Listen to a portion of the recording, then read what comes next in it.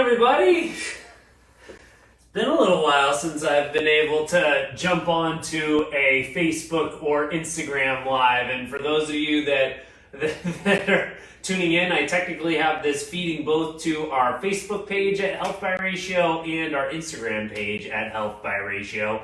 For those of you guys that don't recognize me or maybe haven't seen me in a while and need a little refresher, my name is Madison. I am the founder of Health by Ratio. We are a completely online functional health program, and my team of licensed physical therapists, functional movement coaches, functional health coaches, corrective exercise specialists, strength and conditioning coaches, kind of all the above. We work together in helping create functional rehabilitation and strength training programs to correct our clients' imbalances, to help them move away from chronic pains and injuries and get them moving back to full ranges of stable motion. And the whole purpose of what we do is to teach our clients how to be self-empowered over the way their own bodies move and feel. So anyway, like I said, my name is Madison, and today I'm doing a live on why the heck, since this whole shutdown has been coming across, why we've been seeing either random aches and pains, especially around the back and the neck, why they've started to accrue, or maybe gotten way more intense since being home. And I should say, guys, if you guys have any questions or comments or all that kind of stuff, feel free to put them in the feeds. Like I see a couple of people are probably saying hi right now. Like I see Lori's watching. Hello, Lori. What's up? I also see Casey's watching. I see East Coast Athletics. Cool. Ed, nice to see you guys. Feel free, like I said, if you have any questions or comments, feel free to put them in. I am a little bit further away from the screen, so I might not be able to see them all, but I will check them and come back and forth kind of thing. So, anyway, on to our topic. Oh, and I should say, random just for fun, if you guys are watching the video live or you're watching a recording of this afterwards, I got a Where's Waldo challenge for you. Where's Waldo? Find the little dog in this video right now. I'll point her out at the end, but like find the little dog in this screen. Anyway, that's totally random. Okay, so let's go into today's topic. So why the heck have we been dealing with some more back pain, some more neck pain, even some random things? Like this could be dealing with our hips, this could be dealing with our shoulders, but basically, why is this torso having issues since we've been at home? And really the reason for it is because a lot of us have made a lot of changes with our daily movement and postural positions from before the COVID shutdown to the current COVID shutdown, which is where we're sitting and how we're sitting. So most of us, and this isn't perfect, like we should in theory be on our feet moving, we shouldn't be sitting for any long periods of time in general. Like we've all heard that statement, sitting's the new smoking. There's a lot of truth to that, but it's actually more just being sedentary is the new smoking. It's lack of movement. So whether you're sitting in place for a long period of time, laying in place for a long period of time, standing in the same position for a long period of time, all of it's the same thing. It's lack of movement, lack of blood flow, lack of hydration, and those bring about postural deviations. They bring about impacts to our circulation, and makes the heart work a heck of a lot more than if we're moving and getting good natural lymphatic drainage and all that kind of stuff. So there's a lot of factors to why non-movement, it makes such a big such an impact to us. But even still, many of us, we weren't perfect before the COVID shutdown. Many of us had our own imbalances. We had tightnesses. We had intermittent back pain or intermittent shoulder pain, that kind of thing. It just wasn't as chronic as it is right now. And the reason for that is because many of us were much more in a ergonomically, and I put it in quotes because the whole idea of like having the perfect ergonomic setup that allows you to sit in a desk for 40 hours a week, that doesn't exist. There's lesser evils, which is what I'm referring to right now. So when I say ergonomic, I'm talking about a lesser evil position. We were in a much better environment for our workstations. So most of us were sitting at our desk. We were sitting in more of an ergonomic chair that incorporated a firmer, more supportive back. and we were a little bit more upright. Maybe we had more embedded movement breaks throughout the day because we'd have to walk across the office and we'd have to go talk to somebody over there. Or we might have to go to another meeting kind of thing. Versus right now, we can basically sit in one spot and go from Zoom meeting to Zoom meeting to Zoom meeting and really not have to move unless we got to go to the bathroom or we want to grab a sip of water. But otherwise, we can pretty much sit our butt on the couch and go all day long.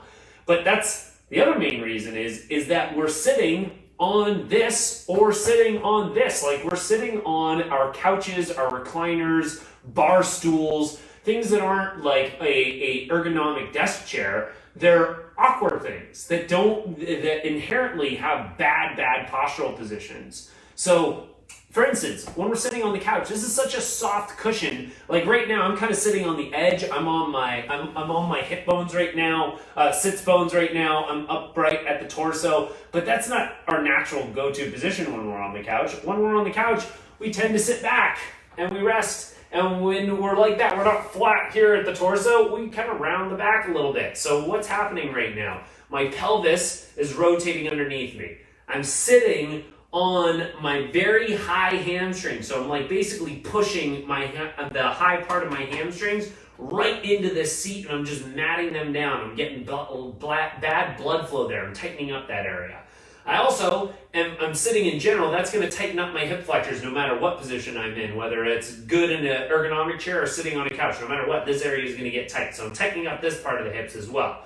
Also, because I'm kind of rounded, I'm going to sit sideways on this so you can see me more, but because I'm sitting lazily in here, you see my whole back is rounded. What's getting impacted right there? My SI joint. How many of us have had SI joint region feeling like it's out of balance or out of place or it's getting pain? And for those of you who don't know the SI joint, it's that little bony nodule that you feel in the lower right and left hand side of your back. That's the part of your hip complex. So rounding like this gets that thing compromised and it impacts that lower back. Also, all the vertebrae themselves, they're getting rolled the other way. My lumbar vertebrae is designed to have a normal curvature the other way.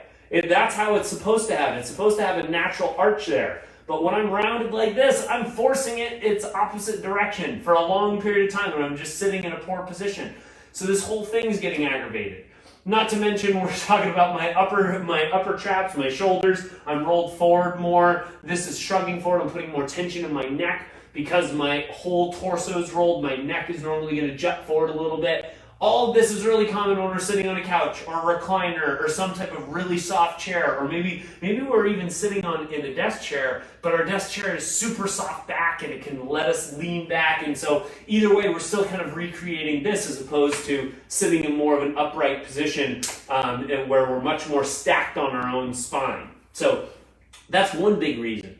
Another thing, this is actually really common. Like I would say probably good 50% of our clients, when we started pointing this out, they're like, holy cow, I'm doing that same thing. Okay, let's change my sitting chair. Let's change where I'm going. And once they made that adjustment from the couch to something much more more ergonomic, more firm, like they moved to their dining room table and they started sitting on a firm dining room chair. That helped them make massive improvements in and around their SI lower back and neck and thoracic spine kind of pain.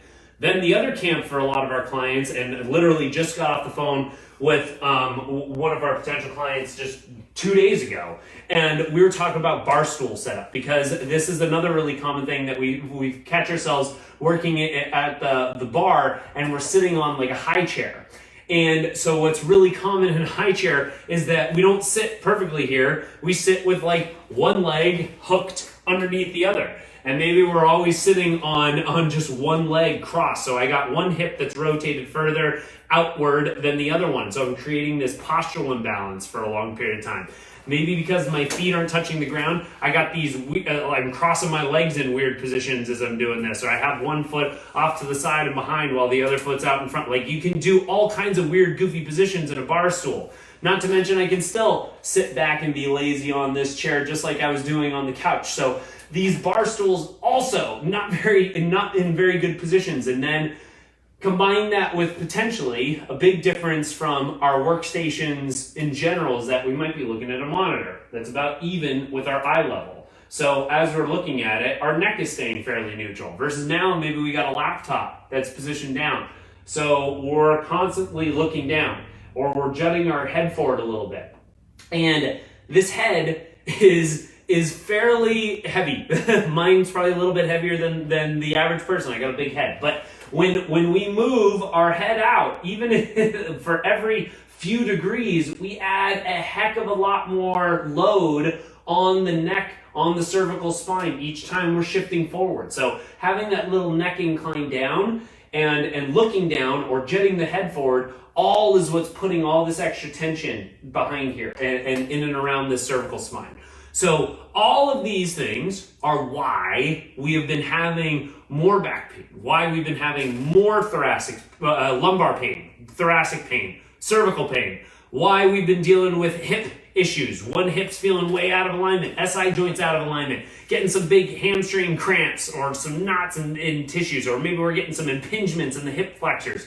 All these things are stemming from these really soft chairs, these really soft couches, the recliners that we're on, the goofy bar stools that we're sitting on, and we're not as quote-unquote ergonomic as we were before. Again, just sitting in an ergonomic station all day isn't the answer as well, but it is a lesser evil to be sitting in something that allows you to be more here, even if it is for a long period of time, than sitting like this, and having one leg like tucked underneath the other. That's obviously going to be even worse. So, okay, now we've established why this is happening. So how can we mitigate it? How can we get this body back on track?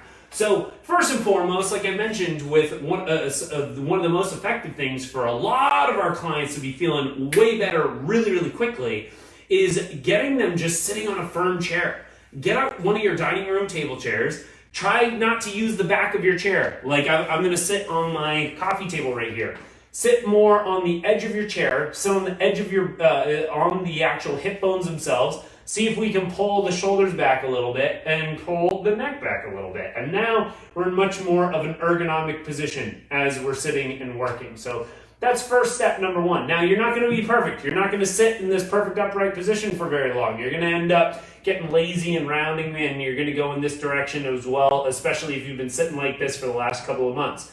That's okay, but every time you remember it, try to reset. Actually, what would be even better is stand up, do a couple of the techniques I'm about to show you, then sit down and reset, and just try to maintain it as long as you can. So that's fix number one. Another idea is see if you can raise up your screen a little bit. If you have a monitor, great. If you have a laptop, try to elevate it a little bit, but try to get your eye level a little bit more neutral as you're going through it.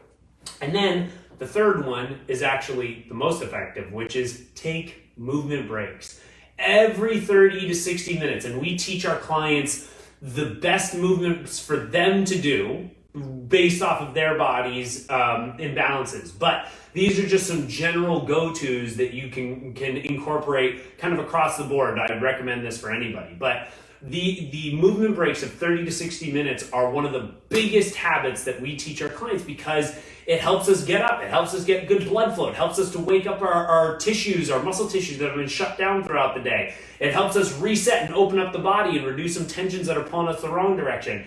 And it's quick. You can do these movement breaks in like 30 seconds and it makes a big difference. So one of the easiest things that I like to do is every 30 to 60 minutes is stand up. We get into what's called activated standing. So that's where we're trying to do a couple of things, but kind of the condensed version of activated standing is getting your feet basically straight. And I'm going to move this out of the way just a little bit. By the way, for those of you who were playing the game of Where's Waldo, the little dog is right there. It's that little black ball in the corner of the cushion, but she blends into everything. So I figured I'd try to see if you guys could see her. Anyway, that's Bean. So we want to get up. We're going to get into activated standing. So we're going to get our feet basically pointed straight ahead. Then we're going to try to squeeze the glutes. So we're just thinking literally clench the butt cheeks, turn it on. Then the next thing, we're going to try to screw the hips into the ground. This is a challenging movement. Not everyone knows how to do this, so be patient with it. But essentially, you want to try to screw the hips in. So think about rotating, not so much that your feet turn out to the sides. We're not trying to do that. We're just trying to get a little bit of tension, which wakes up the outsides of your butt. So you should feel double contractions there. Straight on and to the outsides. Then core, we're just thinking tighten the core. Not pull the belly button in, just tighten it. So someone's about to punch you in the stomach, how would you engage that core? And then last but not least, we want to get our shoulders in a good neutral position. So we bring palms up, we bring the hands out to whatever level we can get to without trying to like stick the chest out as far as we can, just whatever's natural. And then we've dropped them down. So now we're in activated standing. Now I'm going to take my fingers, I'm going to intertwine them, and I'm just going to extend them up toward the ceiling. And I'm going to try to still maintain that glute activation as I extend up. I don't want to disengage these glutes and arch into the back as I'm doing this. So try to keep the glutes activated and then try to push those palms up toward the ceiling as high as you can. You'll feel a nice long stretch, like you're getting taller from head to toe. Then we can lean to the side a little bit. I'm still squeezing my glutes. Lean to the other side a little bit. Still squeezing my glutes. My arms are totally vertical. I'm not trying to let them cave forward with this. And I'm trying to feel a stretch from the rib cage down the obliques, down into the sides a little. That in and of itself is going to feel great. Another thing that we can do is if you have access to a resistance band of any kind, grab a hold of the band, get about shoulder width with your grip on it, and stretch it behind your head and stop right there. And we can kind of go into a little bit higher, a little bit lower, and just let our arms pull back. Now, bonus points if you incorporate your neck. Your neck has just been jutting forward and looking at a screen forever. So look a little bit to the left, look a little bit to the right, try to look over a shoulder. Try to tilt the head to one side, tilt the head to the other side, so ear to shoulder, ear to shoulder. You're just trying to explore different movements with the neck itself and opening up the shoulder girdle. That's a great easy reset. Takes you like 20 seconds.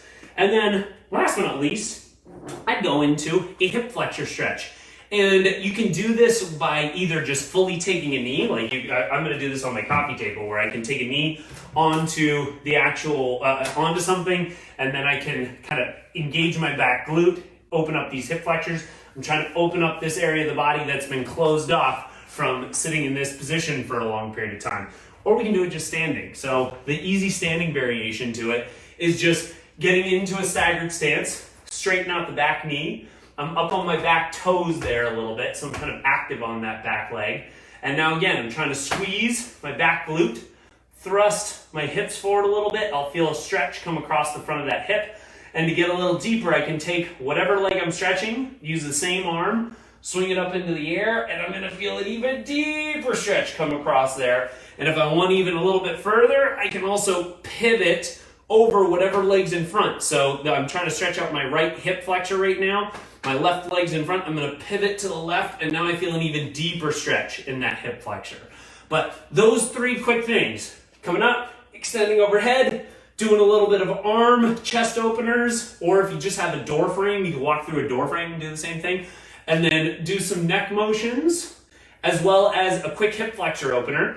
Grab a seat again, get on the edge of your chair, sit nice and upright, and go through your, get back to work. So those little resets every 30 to 60 minutes go really long way in keeping your body fresh, as well as sitting on more of a firm surface where you're stacked on top of your sits bones. It makes a huge difference. So that should help mitigate a lot of neck soreness, thoracic spine soreness, lower back soreness, hip related soreness that we've been getting from sitting on some of these not so ergonomic pieces of like bar stools, couches, recliners, all that good stuff. So outside of that, guys, we are recommitting now to getting out some really great consistent content to you guys every week. So I'd love ideas for topics and things that you want to hear more or less about. So if you have aches and pains that you want us to address, write in the comments here or send us a direct message as to what it is that you want to find out more about. So if you're dealing with foot, ankle, knee, hip, lower back, thoracic spine, shoulder, elbow, neck, whatever, it doesn't matter. Tell us what you're dealing with. We'd be more than happy to help you out, as well as anything that you are curious about in terms of anti-inflammatory nutrition, workout-related questions, really anything that pertains to your functional health. We're here to help. And we're looking for, like I said, topic ideas that you guys are curious about hearing more of. So we can't wait to hear from you guys soon. Hope that you enjoy the rest of your week, and we'll talk to you soon.